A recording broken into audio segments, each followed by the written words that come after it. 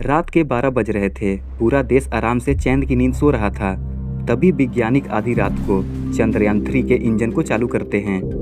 Report के मुताबिक तकरीबन 31 मिनट तक इंजन को चालू रखा गया और इसके बाद चंद्रयान-3 ने वो कर दिखाया जिसको देखकर पूरी दुनिया के साथ कई स्पेस कंपनियां भी हैरान रह गई। इसरो के वैज्ञानिक बेंगलुरु में हेडक्वार्टर में बैठकर इस काम को अंजाम दे रहे थे और अब इसरो के लिए एक बड़ी बात सामने आई है। चंद्रयान-3 अब चांद की कक्षा की ओर बढ़ चुका है। पर दोस्तों, इतने कम तापमान में चंद्रयान-3 को लैंडिंग कैसे कराई जाएगी? इस काम में थोड़ी सी परेशानी तो आ सकती है और आप कहीं ये भी तो नहीं सोच रहे होंगे कि इसकी अगली फायरिंग आखिर आधी रात को क्यों हुई। दोस्तों, जैसा कि आपको पता ही है कि 14 जुलाई 2023 को इसरो का बाहुबली रॉकेट चंद्रयान-3 को अपने सर पे रख के चंद्रमा की ओर निकला था और 15 जुलाई को इसने धरती के चारों ओर अपना पहला चक्कर पूरा किया और अब यह चांद की ऑर्बिट की ओर तेजी से बढ़ रहा है। आप सोच रहे होंगे कि इस अंतरिक्ष यान को सीधा सीधा डायरेक्ट चांद पे क्यों नहीं भेजा जा सकता। तो बता दें कि किसी भी अंतरिक्ष यान को सीधा डायरेक्ट नहीं भेजा जा सकता, बल्कि उस क्राफ्ट को पहले धरती के चारों ओर राउंड बाय राउंड घुमाया जाता है और दूसरे पड़ाव में इसे धीरे धीरे पृथ्वी के अंडाकार ऑर्बिट में सेट किया जाता है। क्योंकि अगर कोई स्पेसक्राफ्ट डायरेक्ट चांद पे जाता है तो इसे धरती की ग्रेविटी प्रभावित होगी और धरती की मजबूत ग्रेविटी अंतरिक्ष यान को पृथ्वी से दूर नहीं जाने देगी। इसलिए इसको ऑर्बिट बाय ऑर्बिट उसको इसके मंजिल तक पहुंचाया जाता है। एक राउंड पूरा होने पर वैज्ञानिक इसके इंजन को फिर से चालू करते हैं और दूसरे ऑर्बिट में भेज देते हैं। यह फायरिंग ऐसे ही चलती रहती है, जिससे फ्यूल का बचत होता है और प्रकृति के एनर्जी के साथ मिलकर यह अपने मिशन को अंजाम देता है। दोस्तों, चंद्रयान-3 की माने तो यह अब अपना 5वां पड़ाव पूरा कर लिया है और लगभग रात 1 जुलाई के आसपास इंजन को फिर से चालू किया गया। इस प्रक्रिया को साइंस में ट्रांसलूनर इंजेक्शन कहते हैं और इस रिप्रोसेस में तकरीबन आधा घंटा का समय लगा था और इस प्रक्रिया में चंद्रयान-3 वो कर दिखाया जिसके बारे में इसरो की पूरी उम्मीद थी। क्योंकि दोस्तों, यह मिशन भी किसी अग्नि परीक्षा से कम नहीं है।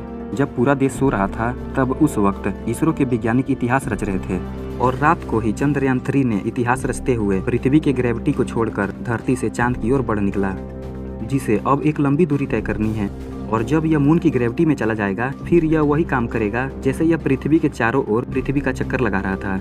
अभी इसकी गति बहुत तेज है। यह लगभग 40,000 किलोमीटर प्रति घंटा की रफ्तार से आगे बढ़ रहा है और अगर इस वक्त वैज्ञानिकों के हाथ से थोड़ी सी भी चूक होती है तो ऐसे में यह तेज गति से चांद से आगे भी निकल सकता है।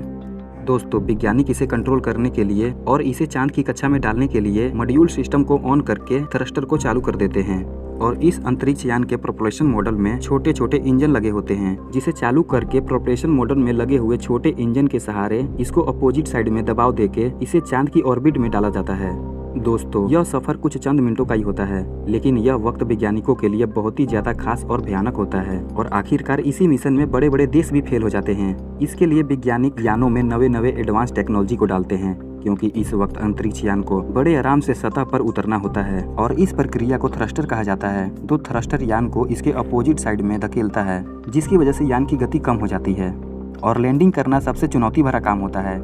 यह खेल कुछ सेकंडों का ही होता है और यहाँ पर एक छोटी सी भी चूक पूरे मेहनत पे पानी फेर सकती है। दोस्तों, हमारे इसरो के वैज्ञानिक भी किसी से कम नहीं।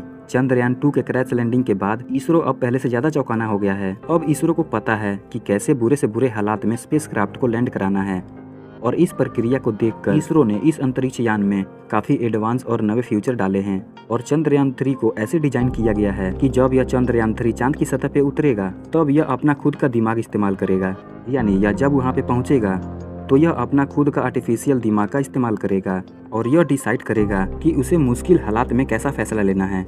यह टेक्निक काफ़ी एडवांस है, जिसकी वजह से वैज्ञानिकों को उतनी टेंशन नहीं है जितनी चंद्रयान-2 के दौरान थी।